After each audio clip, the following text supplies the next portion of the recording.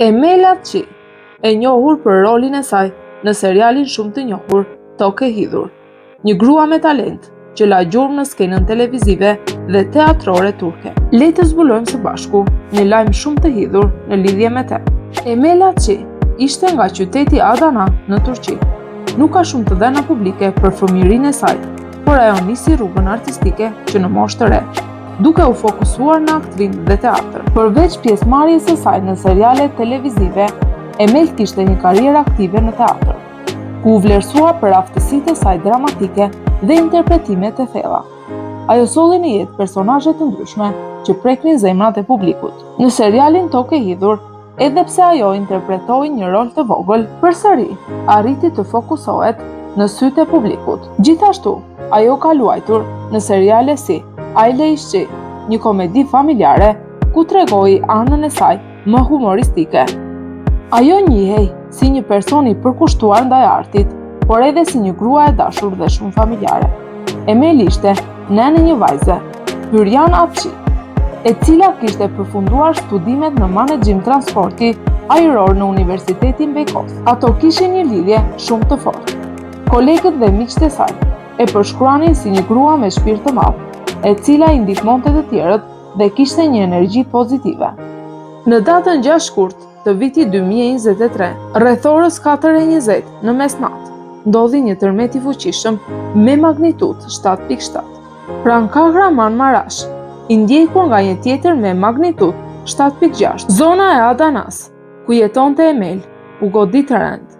Ndërtesa e saj u shemb dhe Emela Çi, së bashku me vajzën Pyrjan, mbetën në rënoja dhe vdiqën në vend. Ceremonia përfundimtare u zhvillua në Varrezat Kabaskal në Adana.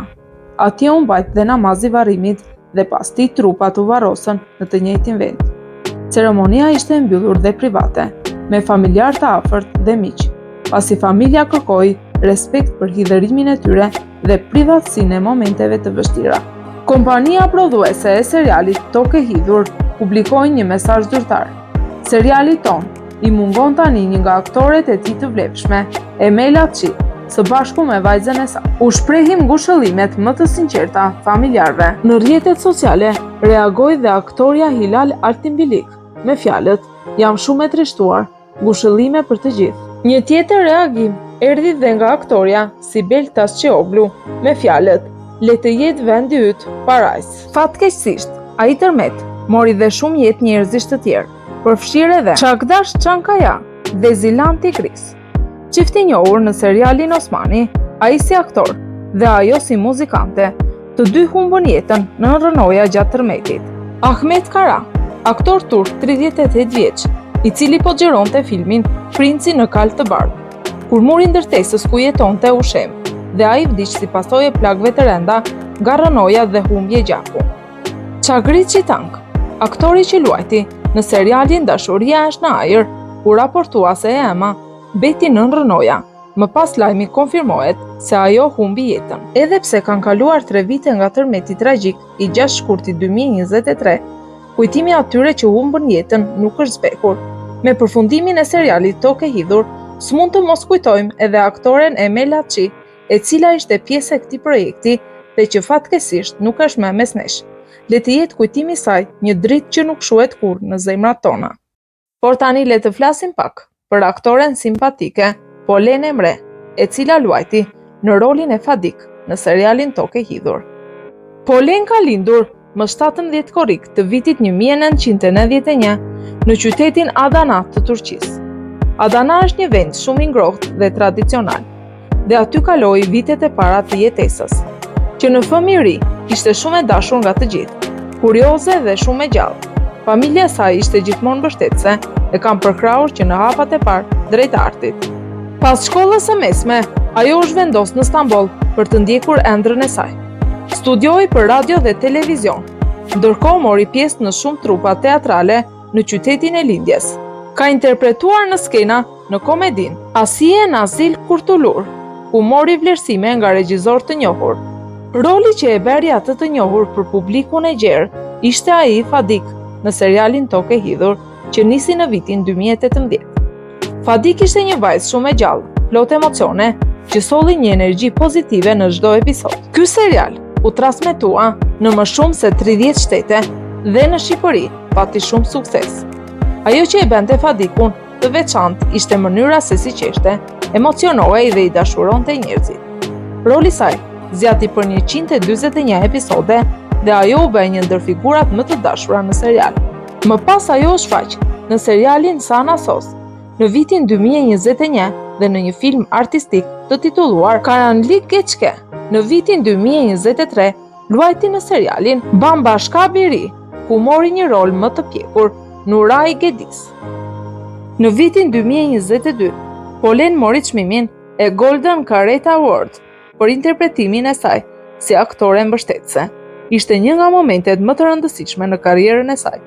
Ky çmim e vendosi përfundimisht mes aktorëve që kanë lënë gjurmë në serialet turke. Në jetën e saj private, Polen është shumë e thjeshtë dhe larg tashetemeve. Në vitin 2020, ajo mori një propozim për martesë nga i dashuri i saj, Mert Tetik, një sportist i njohur në Turqi. Çifti u martua në maj të vitit 2022 në një ceremoni shumë të bukur në qytetin Adana. Pranë familjes dhe miqve, ata janë një çift shumë simpatik dhe shpesh ndajnë momente nga përditshmëria e tyre në rrjetet sociale. Polen është aktive në Instagram, ku ndan momente nga prapaskenat, pushimet, gatimi apo edhe librat që lexon. Ajo ka një komunitet të madh ndjekësish që e duan për pozitivitetin dhe thjeshtësinë që reflekton. Publiku shqiptar e ka pritur gjithmonë me shumë dashuri, dhe kjo nuk është një rastësi, sepse ajo nuk luan, ajo jeton rolet e saj. Nuk ka shumë skandale, nuk ka intervista të bujshme, thjesht bën punën e saj me zemër. Dhe kjo gjë e bën atë më të veçantë. Në një nga intervistat e saj, Polen ka thënë: "Nuk dua të jem aktore për famë, dua të prek zemrat e njerëzve." Dhe si duket, e ka arritur pikërisht këtë. Aktualisht, ajo është në një pauzë nga projektet televizive, por fansat presin me padurim të rikthehet me ndonjë rol të ri. Ka përfolje për një projekt të ri dramatik në vitin 2025, por asgjë nuk është konfirmuar ende. Në një video pas setit, Polen ka treguar se ishte shumë emocionuese të luash Fadik, duke falenderuar regjisorët dhe fansat për mbështetjen, ndërsa reflektonte në gjirin e natyrës së Çokurovës. Në llogarinë e saj në Instagram, Polen publikoi pozat e saj në bregdet me bikini, duke marrë mira pëlqime, kur në to shihej format e saj natyrale dhe një pamje e veçantë. Kjo ishte historia e Polen Emre, një aktore talentuar, një njeri i mirë dhe një frymëzim për shumë të rinj. Nëse dhe ju e pëlqeni Polenin, mos harroni të lini një koment dhe të ndani mendimet tuaja.